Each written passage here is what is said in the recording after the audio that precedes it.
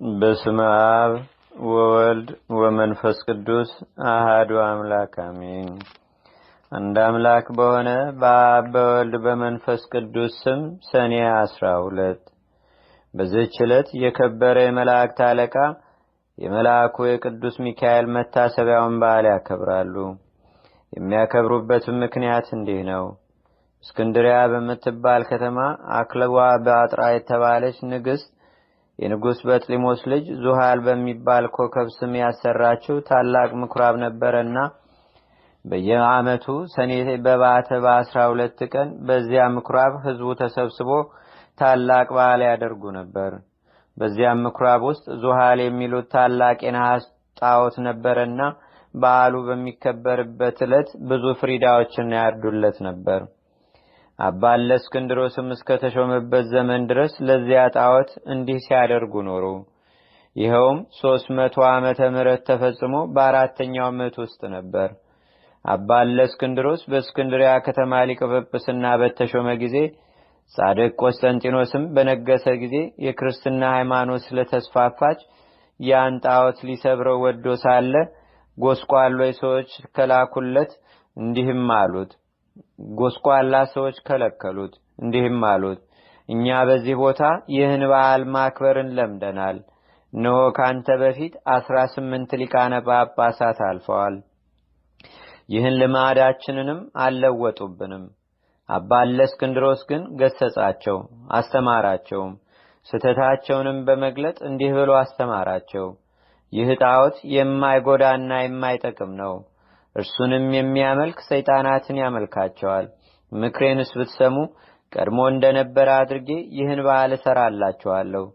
ይኸውም ጣዖቱን እንድንሰብረው ምኩራቡንም እንድንባርከውና በከበረ መላእክት በመላእክት አለቃ በቅዱስ ሚካኤል ስም ቤተክርስቲያን አድርገን እንድንሰይመው ነው። እኛም ይህን ታላቅ በዓል እንሰራለን። የሚታረዱትም ላሞችና በጎች ለድሆችና ለጦም አዳሪዎች ለችግረኞችም በከበረው መልአክ ስም ምግብ ይሁኑ።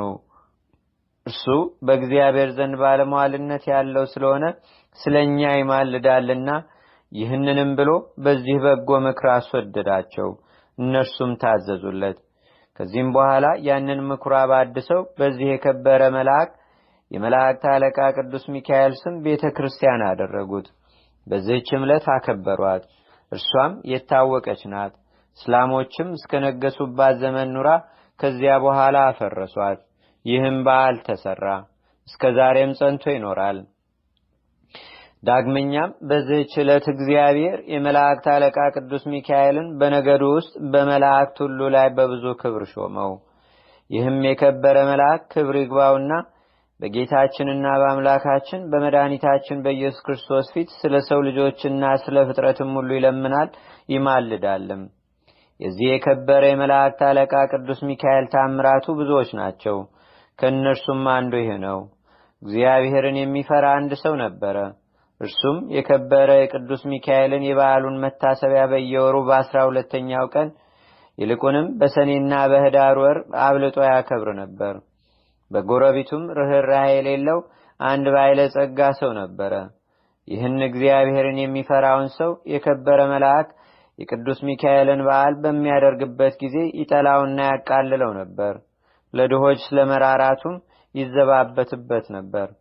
የሕይወቱ ዘመንም ተፈጽሞ የሚሞትበትና ከዚህ ከኃላፊው ዓለም ድካምም የሚያርፍበት ጊዜ ሲቀርብ የክቡር መልአክ የቅዱስ ሚካኤልን የበዓሉን መታሰቢያ ታደርግ ዘንድ ምጽዋት ሰጭም ትሆን ዘንድ ሚስቱን አዘዛት። ከዚህም በኋላ አረፈና ገንዘው ቀበሩት። ሚስቱም ጸንሳ ነበረች። የመውለጃዋ ጊዜም ደርሶ ምጥ ያዛት። በታላቅ ጭንቀትም ውስጥ ሳለች እንዲህ ብላ ጸለየች። የእግዚአብሔር መልአክ ሆይ ራራልኝ፣ በእርሱ ዘንድ ባለሟልነት አለህና በእግዚአብሔር ዘንድ ስለ እኔ ለምንልኝ። ይህንንም ባለች ጊዜ በቤቷ ውስጥ ብርሃን በራ፣ ከችግርም ዳነች። መልኩ ውብ የሆነ ወንድ ልጅንም ወለደች። የእግዚአብሔርም መልእክተኛ ቅዱስ ሚካኤል ከሰማይ ወርዶ ሕፃኑን እንዲህ ብሎ ባረከው። ርኅራኄ የሌለውን የዚህን ባለጸጋ ገንዘብና ሀብት ጥሪቱንም ሁሉ ይህ ሕፃን እንዲወርስ እግዚአብሔር አዟል። ባለጸጋውም በቤቱ በአልጋው ላይ ሳለ ጌታ ጆሮውን ከፍቶለት ይህን ነገር ከመልአኩ ሰማ። ይህንንም በሰማ ጊዜ ታላቅ ሐዘን ደረሰበት። ሕፃኑንም የሚገርልበትን ምክንያት ይፈልግ ጀመረ። ነገር ግን ክብር ይግባውና ጌታችንም ይጠብቀው ነበር። ከዚህም በኋላ ያ ባለጸጋ ምክንያት አዘጋጅቶ የሚያገለግለኝ ልጅ የሆነኝ ዘንድ ልጅሽን ስጭኝ፣ እኔም እየመገብኩና እያለበስኩ አሳድገዋለሁ፣ ላንቺም 20 ወቄት ወርቅ ሰጥሻለሁ አላት። ይህንንም ነገር ከባለጸጋው በሰማች ጊዜ ስለ ችግሯ እጅግ ደስ አላት። ልጇንም ሰጠችው። እርሱም 20 ወቄት ወርቅ ሰጣት። ልጇንም ወስደው የምሻው ተፈጸመልኝ ብሎ ደስ አለው። ከዚህም በኋላ በልጁ ቁመት ልክ ሳጥን አሰርቶ ሕፃኑን በሳጥኑ ውስጥ አስገብቶ ዘጋበት። እስከ ባህርም ተሸክመው ወስደው በባህር ጣሉት። ክብር ይግባውና በጌታችን ፈቃድ ያ ሳጥን ሳይሰጥም ከዚያች ሀገር የ20 ቀን መንገድ ያህል ርቃ ወደምትገኝ ወደ አንዲት ሀገር ወደብ እስከሚደርስ በባህሩ ላይ ተንሳፈፈ። ከባህሩም አካባቢ በጎቹን አሰማርቶ የሚጠብቅ አንድ ሰው ነበረና ሳጥኑን በውሃ ላይ ተንሳፎ አየው። እርሱም ከባህሩ አውጥቶ ወደ ቤቱ ወሰደው። ይህንም ሳጥን እንዴት እንደሚከፍተው ያስብ ጀመረ። ይህንም ሲያስብ ወደ ባህሩ ይሄድ ዘንድ ጌታችን በልቦናው ሐሳብ አሳደረበት። ወዲያውኑም ተነስቶ ወደ ባህሩ ሄደና አንድ አሳ የሚያጠምድ ሰው አገኘ። አሳም መረብህን በእኔ ስም ጣል፣ ለሚያዘውም አሳ ዋጋውን እሰጥሃለሁ አለው። አጥማጁም እንዳለው አደረገ። ያን ጊዜም ታላቅ አሳ ተያዘ። ዋጋውንም ሰጥቶ አሳውን ተቀበለ። አሳውንም ይዞ ወደ ቤቱ ሄደ።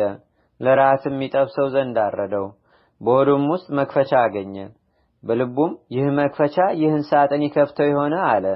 በሳጥኑ ቀዳዳም ባስገባው ጊዜ ፈጥኖ ተከፈተ። በውስጡም ይህን ታናሽ ብላቴና አገኘ። ልጅ የለውም ነበርና ታላቅ ደስታ ደስ አለው። ጌታችንንም አመሰገነው። ሕፃኑንም በመልካም አስተዳደግ አሳደገው። ሕፃኑም አድጎ ጎልማሳ ሆነ። ከብዙ ዘመናትም በኋላ ያ ባለጸጋ ተነስቶ ወደዚያ ሀገር ሄደ። በመሸም ጊዜ ወደ በግ ጠባቂው ደጅ ደረሰ። በግ ጠባቂውንም እስከ ነገ የምናድርበት ማደሪያ በአንተ ዘንድ እናገኛለን፣ ኪራዩንም እሰጥሃለሁ አለው። በግ አርቢውም እንዳልክ ይሁንና እደር አለው። ባለጸጋውም በዚያ አደረ። ራት በሚቀርብም ጊዜ ሕፃኑን ባህራን ብሎ ጠራው። ባለጸጋውም ሰምቶ ልጅህ ነውን ብሎ ጠየቀው። በግ ጠባቂውም አዎን፣ ታናሽ ሕፃን ሆኖ ሳለ ከባህር አግኝቼዋለሁና እግዚአብሔር የሰጠኝ ልጄ ነው አለው። ባለጸጋውም በምን ዘመን አገኘኸው አለው። እርሱም ከ20 ዓመት በፊት ብሎ መለሰለት። ያን ጊዜም እርሱ ወደ ባህር የጣለው መሆኑን አውቆ እጅግ አዘነ። በማግስቱም ጎዳናውን ሊጓዝ በተነሳ ጊዜ ሰይጣናዊ ምክንያት አመካኝቶ በግ ጠባቂውን እንዲህ አለው፣ ገሊት ወደምትባል ሀገር በቤቴ የረሳሁት ጉዳይ ስላለ እንድልከው ልጅህን ስትሰጠኝ ዘንድ እሻለሁ። እኔም የድካም ዋጋውን 20 ወቄት ወርቅ እሰጥሃለሁ አለው። የብላቴናውም አባት ስለ ገንዘቡ ደስ ብሎት ልጁ ባህራንን ሰጠው። እንዲህም ብሎ አዘዘው፣ ልጄ ባህራን፣ ይህ የከበረ ሰው ስለ ጉዳዩ ወደ ቤቱ ይልክ ዘንድና ወደ ቤትም በሰላም ትመለሳለህ። ባህራንም አባቴ ሆይ እሺ፣ በጎ ያዘዝከኝን ሁሉ አደርጋለሁ አለ። ያን ጊዜም ባለጸጋው ወደ መጋቢው እንዲህ ብሎ ደብዳቤ ጻፈ። ይህችም ደብዳቤ በምታነባት ጊዜ ደብዳቤዋን ይዞ የመጣውን ገድለህ በጉድጓድ ውስጥ ጣለው፣ ማንም አይወቅ። በመካከላቸውም የሚተዋወቁበትን ምልክት ጽፎ አሸጋት። ለባህራንም ሰጠው። ለመንገዱም የሚሆነውን ስንቅ ሰጠው። ባህራንም ተነስቶ ጉዞውን ጀመረ። ሲጓዝም ሰንብቶ የአንዲት ቀን ጉዞ ሲቀረው እነሆ የመላእክት አለቃ የከበረ መልአክ ቅዱስ ሚካኤል በንጉሥ ጭፍራ አምሳል በነጭ ፈረስ ላይ ተቀምጦ አንተ ጎልማሳ የያዝከው ምንድን ነው አለው። ወደ ገሌ አገር ወደ ቤቱ ለማድረስ ከአንድ ባለጸጋ የተጻፈች መልእክት ናት አለው። ያችን ደብዳቤ አሳየኝ አለው። እርሱም ስለፈራህ ሰጠው። በዚያን ጊዜም የከበረው መልአክ ቅዱስ ሚካኤል ያችን የሞት መልእክት ሲመደመሰሳት በእርሷ ፈንታም በንፋት ለውጦ እንዲህ ብሎ ጻፈ። ይህችን ደብዳቤ ይዞ ለመጣ ባህራን ለሚባል ሰው ይህች ደብዳቤ ደርሳ በምትነበብበት ጊዜ ልጄ ገሊትን አጋቡት። በውስጥና በውጭ ያለ ንብረቴንና ጥሪቴን ወንዶችና ሴቶች ባሮችንም ጠቅላላ ንብረቴንም አውርሼዋለሁና የፈለገውንም ሊያደርግ ስልጣን ሰጥቼዋለሁና እኔን አትጠብቁኝ። እኔ ብዙ ዘገያለሁ። የኔ ሹም እገሌ ሆይ በእኔና በአንተ መካከል ይህች መልእክት ነዋት። ከዚህ በኋላ አሽጎ ለባህራን ሰጠውና ወደ ባለጸጋው ቤት ሄደ። ይህችን ደብዳቤ ለሹሙ ስጠው። በጎዳናም እኔ እንደተገናኘሁ አትንገረው፣ እንዳይገርልህም ይህን የሞት ደብዳቤ ለውጬልሃለሁ አለው። ባህራንም እሺ ጌታዬ፣ ያዘዝከኝን ሁሉ አደርጋለሁ አለ። ባህራንም ወደ ባለጸጋው ቤት በደረሰ ጊዜ ያችን ደብዳቤ ለሹሙ ሰጠው። ባነበባትም ጊዜ በመካከላቸው ያለውን ምልክት አገኘ። አስተውሎም እርግጠኛ እንደሆነ አወቀ። ከዚህም በኋላ ለባህራን ሰርግ አዘጋጅቶ እንደሚገባ በቤተ ክርስቲያን ሥርዓት በተክሊል የባለጸጋውን ልጅ አጋቡት። 40 ቀን ያህልን ደስታና ሐሴት እያደረጉ ኖሩ። ከዚህ በኋላም ባለጸጋው ከሄደበት መመለሻው ጊዜ ሆኖ በደስታ የሆነውን የመሰንቆና የእንዚራ ድምጽም ሰምቶ ይህ የምሰማው ምንድነው ብሎ ጠየቀ። እነርሱም ስሙ ባህራን ለተባለ ያንተን ደብዳቤ ላመጣ ጎልማሳ ሰው ልጅህ ገሊትን አጋቡት። እነሆ ለ40 ቀናት በሰርግ ላይ ነው። ገንዘብህንና ጥሪትህንም ሁሉ ወንዶችና ሴቶች ባሮችንም አንተ እንዳዘዝክ ሰጥተውታል አሉት። ይህንንም በሰማ ጊዜ ደንግጦ ከፈረሱ ላይ ወደቀ፣ በድንገትም ሞተ። ባህራንም በጎ ሥራዎችን የሚሰራ ሆነ። ተገለጸለትና ከመገደል ያዳነው የመላእክት አለቃ የከበረ ቅዱስ ሚካኤልም እንደሆነ ሊገድለው የሚሻውን የባለጸጋውንም ጥሪቱንም ሁሉ ያወረሰውም እርሱ እንደሆነ ተረዳ። የዚህንም የከበረ መላእክት የመላእክት አለቃ ቅዱስ ሚካኤልን መታሰቢያ በየወሩ ያደርግ ጀመረ። ቤተ ክርስቲያንም ሰራለት። የቅዱስ ሚካኤልንም ስዕሉን አስሎ በቤተ ክርስቲያን ውስጥ አደረገው። ከእርሱም ብዙዎች ድንቆይ ተአምራቱ የተገለጡ። ባህራንም ቅስና ተሹሞ እስከ ዕለተ ሞቱ በዚያች ቤተ ክርስቲያን ውስጥ የሚያገለግል ሆኖ ኖረ። በዚህ በከበረ የመላእክት አለቃ በቅዱስ ሚካኤል አማላጅነት ከእናቱና ከአባቱ ከልጆቹም ጋር የዘላለም ሕይወትን ወረሰ። ጌታችንና አምላካችን መድኃኒታችን በተነሳበትም ቀን ይህ ክቡር መልአክ ቅዱስ ሚካኤል ከውስጠኛው መጋረጃ ውስጥ ገብቶ በክብር ባለቤት ፊት እንዲህ እያለ ይለምናል። እውነት ስለሆነ ቃል ኪዳንህ በምድር መታሰቢያን የሚያደርጉትን ትምርልኝ ዘንድ ፈጣሪ ሆይ እኔ አገልጋይህና መላእክተኛህ ከቸርነትህ እለምናለሁ። አንተ መሐሪና ይቅር ባይ ነህና። የክብር ባለቤት ጌታችንም እንዲህ ብሎ ይመልስለታል። የመንፈሳውያን ሰማያውያን መላእክት አለቃቸው ሚካኤል ሆይ መታሰቢያን የሚያደርገውን ሁሉ መሸከም እንደምትችል ከሲኦል 3 ጊዜ በክንፎች ተሸክመ እንድታወጣ እነሆን ያዝዣለሁ። ይህንንም ቃል በሰማ ጊዜ እጅግ ደስ ብሎት የበዓሉን መታሰቢያ ከሚያደርጉት በክንፎቹ ተሸክሞ የእሳቱን ባህር አሳለፋቸው። እነርሱንም ከብቻው ጌታ በቀር የሚቆጥራቸው የለም። ስለዚህም የዚህን ታላቅ የከበረ የመላእክት አለቃ ቅዱስ ሚካኤልን የበዓሉን መታሰቢያ ለማድረግ መታገል ይገባናል። እርሱ ከሰይጣን ወጥመድ ያድነን ዘንድ በዘመናችን ሁሉም ይጠብቀን ዘንድ ኃጢአታችንንም ያስተሰርይ ዘንድ መከራችንንም ይቅር ይል ዘንድ ያርቅልንም ዘንድ የምድራችንንም ፍሬ ይባርክ ዘንድ ፈቃዱንም ለመስራት ይረዳን ዘንድ ከኛ ወገን የሞቱትንም እረፍተ ነፍስ ይሰጥ ዘንድ ወደ መንገድ የሄዱ አባቶቻችንና ወንድሞቻችንንም ወደ ቤቶቻቸው በሰላም በጤና ይመልሳቸው ዘንድ በመካከላችንም ፍቅር ያደርግልን ዘንድ እስከ መጨረሻይቱም ሕቅታ ድረስ በቀናች ሃይማኖት ያጸናን ዘንድ በእግዚአብሔር ፊት ስለኛ ይለምናልና የክርስቶስ ወገኖች የሆኑ መኳንንቶቻችንም ጠብቆ በወንበሮቻቸው ላይ ያጸናቸው ዘንድ የሳቱትንም ወደ ቀናች ሃይማኖቱ ይመልሳቸው ዘንድ ለዘላለሙ አሜን። ለእግዚአብሔር ምስጋና ይሁን። እኛንም በዚህ በከበረ መልአክ በቅዱስ ሚካኤል አማላጅነት ይማረን ለዘላለሙ አሜን። ሰላም ለሚካኤል መሐሪ ውእቱ ወታዛዚ ለሰብ በዲበ ሰናይቱ ለቀርነ ዝንቱ መልአክ በድምፀ ንፋቱ በከመኮነ ቀዳሚ ውስተ ሰማያት እርገቱ ለእግዚአብሔር ይከውን ዳግመ ምጽአቱ። ዳግመኛም በዚህች ቀን እግዚአብሔርን የሚፈራ አስተራኒቆስ የሚስቱ የቅድስት አፎሚያ የእረፍቷ መታሰቢያ ሆነ። ይህም ሰው በየወሩ 3 በዓላቶችን እያከበረ ኖረ። እሊህም ክብር ይግባውና የጌታችንና የአምላካችን የመድኃኒታችን የኢየሱስ ክርስቶስ የልደቱ መታሰቢያ በየወሩ በ29፣ የእመቤታችን የቅድስተ ቅዱሳን የድንግል ማርያም በዓል መታሰቢያም በየወሩ በ21 ቀን፣ የከበረ የመላእክት አለቃ የሆነ የቅዱስ ሚካኤልንም በዓል በመታሰቢያም በየወሩ በ12 ናቸው። የሚሞትበትም ጊዜው ሲቀርብ እርሱ ሲሰራ የነበረውን ምጽዋት ይልቁንም እሊህን 3ቱን በዓላት እንዳታስታጉል ሚስቱን ቅድስት አፎሚያን አዘዛት። እርሷም የከበረ የመልአኩ የቅዱስ ሚካኤልን ስዕል ያስልላት ዘንድ ባሏን ለመነችው። እርሱም አሰርቶ ሰጣትና በቤተ ክርስቲያን ውስጥ በቤቷ ውስጥ በክብር አኖረችው። ባሏም ካረፈ በኋላ ባሏ ያዘዛትን መስራት ጀመረች። ሰይጣን ግን ቀናባት። በመበለት ሴት መነኩሲትም ተመስሎ ከእርሷ ጋር ተነጋገረ። እንዲህም አላት፣ እኔ አዝንልሻለሁ እራራልሻለሁም።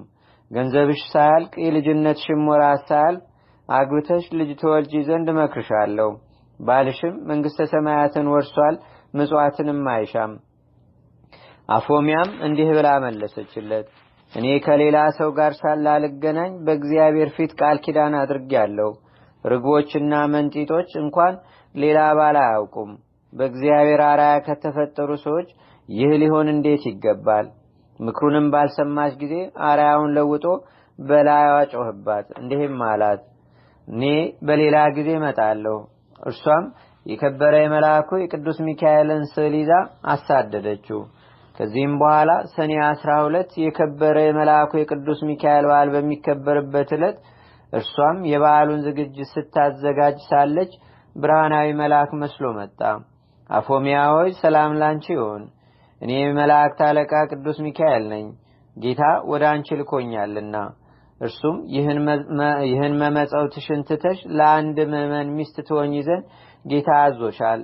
ባል የሌላት ሴት መልሕቅ የሌለውን መርከብ እንደምትመስል ወቂ። እንደ አብርሃምና ያዕቆብ እንደ ዳዊትም እንደ እነርሱ ያሉ ብዙ ሴቶችን እንዳገቡ እግዚአብሔርንም ደስ እንዳሰኙት ከብሉይ ኪዳን መጽሐፍ ጥቅሶችን ያመጣላት ጀመረ። ቅድስት አፎሚያም መልሳ አንተ የእግዚአብሔር መልአክ ከሆንክ የመስቀል ምልክት ካንተ ጋር ወዴት አለ? የንጉሥ ጭፍራ የሆነ ሁሉ የንጉሱን ማኅተብ ሳይዝ ወደ ሌላ ቦታ አይሄድምና አለችው። ሰይጣኑም ይህንን በሰማ ጊዜ መልኩ ተለወጠና አነቃት። እርሷም ወደ ከበረው መልአክ ወደ ቅዱስ ሚካኤል ጮኸች። ወዲያውኑም ደርሶ አዳናት። ያንንም ሰይጣን ይዞ ይቀጣው ጀመረ። ሰይጣኑም ጮኸ፣ ማረኝ፣ ያለ ጊዜም አታጥፋኝ፣ እግዚአብሔር እስከ ዓለም ፍጻሜ ታግሶናልና እያለ ለመነው። ከዚያም ተወውና አበረረው። የከበረ መልአክ ቅዱስ ሚካኤልም እንዲህ አላት፣ ብጽዕት አፎሚያ ሆይ ሂደሽ የቤትሽን ሥራ አዘጋጂ። አንቺ ዛሬ ከዚህ ዓለም በሞት ትለያለሽና እነሆ እግዚአብሔርም ዓይን ያላየውን ጆሮም ያልሰማውን በሰው ልብም ያልታሰበውን አዘጋጅቶልሻል። ይህንንም ብሎ ሰላምታ ሰጣት። ወደ ሰማያትም አረገ። የበዓሉንም ዝግጅት እንደሚገባ ከፈጸመች በኋላ ወደ ኤጲስቆጶሱና ወደ ካህናቱ ሁሉ ላከች። ወደ እርሷም በመጡ ጊዜ ለድሆችና ለጦም አዳሪዎች ይሰጧቸው ዘንድ ገንዘቧን ሁሉ አስረከበቻቸው። ከዚህም በኋላ ተነስታ ጸለየች። የከበረ የመልአኩ የቅዱስ ሚካኤልንም ስዕል አንስታ ታቅፋ ሳመችው። ያን ጊዜም በሰላም አረፈች። ለእግዚአብሔር ምስጋና ይሁን፣ እኛንም በጸሎቱ አይማረን። የዚህም የከበረ መልአክ የቅዱስ ሚካኤል የረድኤቱ ኃይል ሁላችን የክርስቲያን ወገኖች ይጠብቀን ለዘላለሙ አሜን። ሰላም ለአፎሚያ ዘሞአቶ ለመሴማ በቃለትም ይንሶ በተቃወማ በዛቲ ዕለት በከመ አደማ ስዕሎ ለሚካኤል እንዘታነብር በፍጽማ ውስተ ዘላለም ረት ፈለሰት ምጻማ። በዚህችም ዕለት ለአባቶች ሊቃነ ጳጳሳት 6ኛ የሆነ የእስክንድርያ ሀገር ሊቀ ጳጳሳት ቅዱስ አባት አባ ዮስጦስ አረፈ። ይህም የከበረ አባት ከእስክንድርያ ሀገር ሰዎችም የተማረ አዋቂ ሰው ነበረ።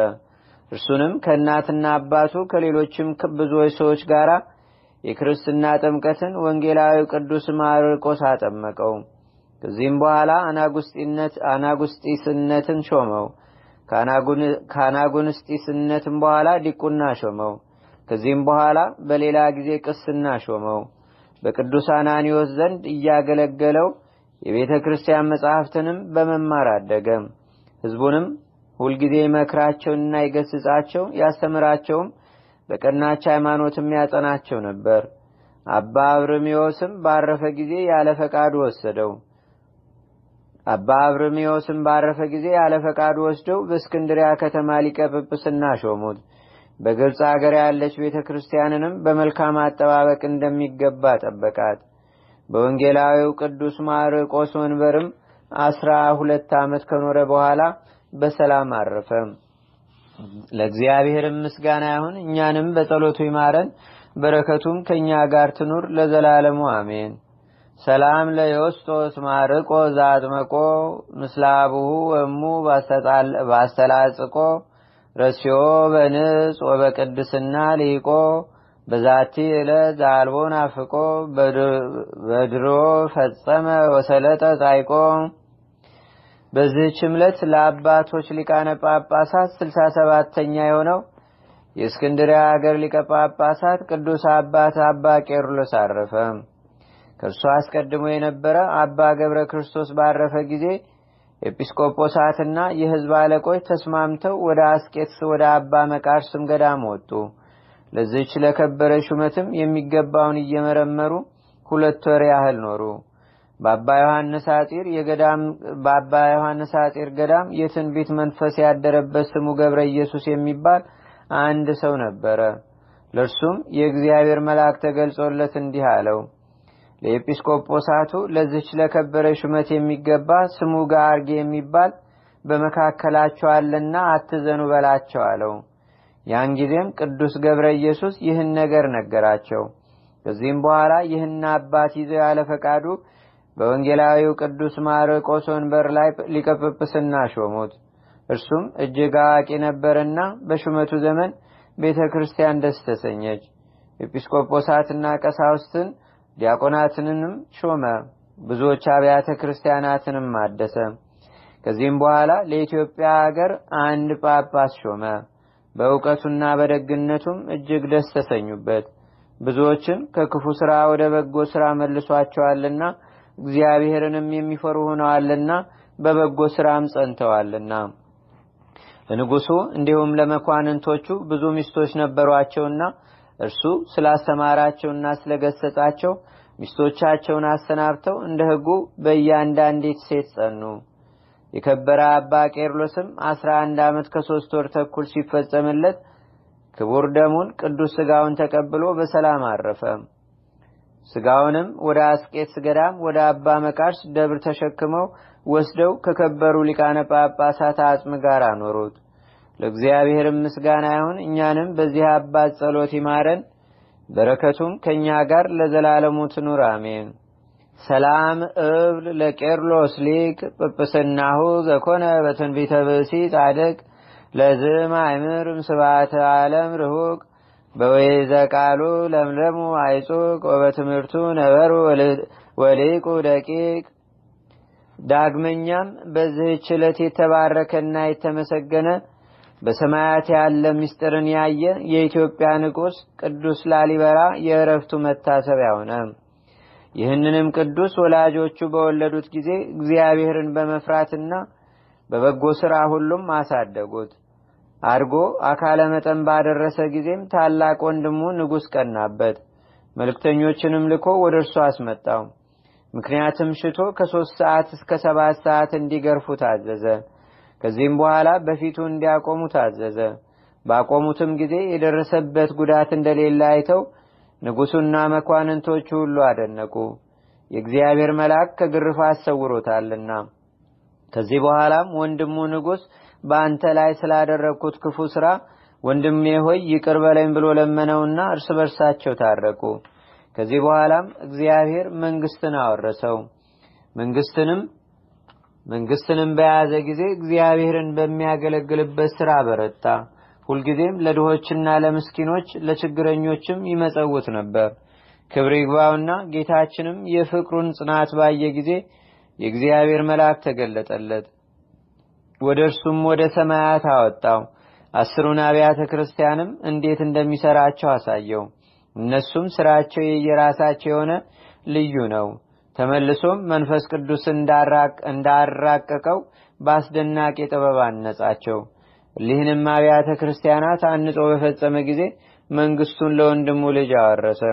ከዚህም በኋላ ክብር ይግባውና ጌታችንና አምላካችን መድኃኒታችን ኢየሱስ ክርስቶስ በብርሃን ሰረገላ ተቀምጦ የሚያስፈራ መብረቅን የተጎናጸፉ እልፍ አእላፋት ሰራዊቶቹ ዙሪያውን ሆነው ወደ እርሱ መጥቶ እንዲህ አለው።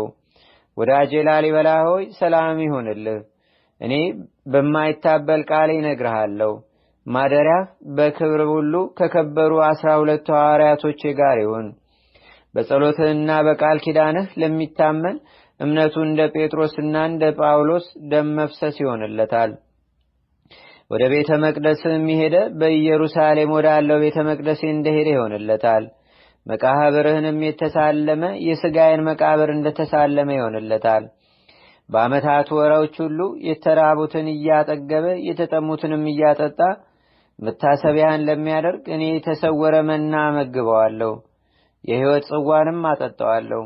በመታሰቢያ ቀንም ዕጣን ወይም ስንዴ የሚገባውን እኔ በኢየሩሳሌም ሰማያዊት በውስጠኛው መጋረጃ አስቀምጬ ከተቆረሰው ሥጋ ያቆርበዋለሁ። በአማላጅነትም እየታመነ የገድልህንና የቃል ኪዳንህን መጽሐፍ የሚጽፈውን የአንተ ስም በተጻፈበትም ቦታ እኔ ስሙን እጽፋለሁ። በፍጹም ለሚያምን ይህን የማይጠል ቃል የተናገርኩ የሕያው እግዚአብሔር ልጅ እኔ ኢየሱስ ነኝ አለው። ቅዱስ ላሊበላም ይህን ቃል ኪዳን ስላጸናለት ክብር ይግባውና ጌታችንና አምላካችን መድኃኒታችን ኢየሱስ ክርስቶስን እያመሰገነ በምድር ላይ ወድቆ ሰገደ። ጌታችንም ሰላምታ ሰጥቶት በክብርና በምስጋና ወደ ሰማይ አረገ። ከዚህም በኋላ ጥቂት ሕማም ታሞ በሰላም አረፈ። ነፍሱንም የብርሃን መላእክት ተቀብለው የዘላለም ሕይወት ማደሪያ ወደ ሆነው ማረፊያው አስገቡት። ለእግዚአብሔር ምስጋና ይሁን። እኛንም በጸሎቱ ይማረን፣ በረከቱም ከእኛ ጋር ትኑር ለዘላለሙ አሜን። ሰላም ለላሊበላ ሐናጼ መቅደስ በጥበብ በእብን ይቡስ እንበለ መሬት ርጡብ ነሲዮ መጥባይተ እግዚአብሔር አብ በዘይተአምር ሎቱ ምስፍና ወምብ ወዝንቱ መዓር ተድላዊ ነገሥት ወሕዝብ በዕለተ ተወልደ ታግተ በንብ።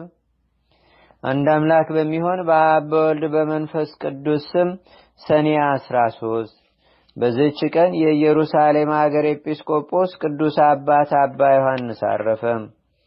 በዚህችም ዕለት ለከበረ መልአክ አዲስ የምስራች ነጋሪ ለሆነ የመላእክት አለቃ ቅዱስ ገብርኤል በዓልን ያደርጉለት ዘንድ መምህራን በግብፅ አገር ለክርስቲያን ወገኖች ሥራ አሰሩላቸው።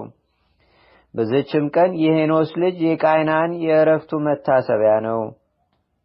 በዚህችም ቀን የሰማዕቱ አቡላግና 200 ሰማዕታት መታሰቢያቸው ነው።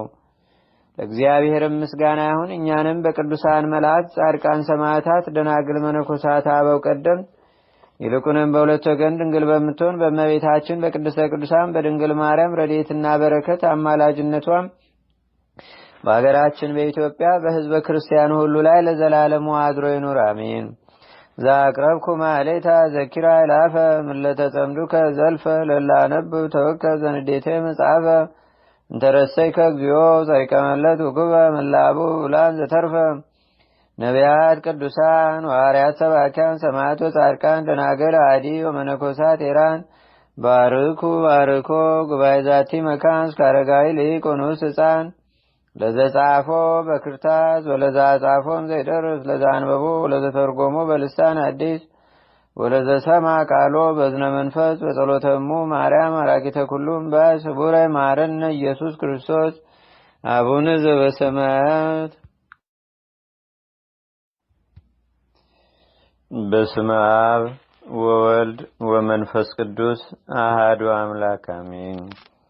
አንድ አምላክ በሆነ በአብ በወልድ በመንፈስ ቅዱስ ስም ሰኔ 12 በዚህች ዕለት የከበረ የመላእክት አለቃ የመልአኩ የቅዱስ ሚካኤል መታሰቢያውን በዓል ያከብራሉ። የሚያከብሩበትም ምክንያት እንዲህ ነው። እስክንድሪያ በምትባል ከተማ አክለዋ በአጥራ የተባለች ንግሥት የንጉስ በጥሊሞስ ልጅ ዙሃል በሚባል ኮከብ ስም ያሰራችው ታላቅ ምኩራብ ነበረና በየዓመቱ ሰኔ በባተ በ12 ቀን በዚያ ምኩራብ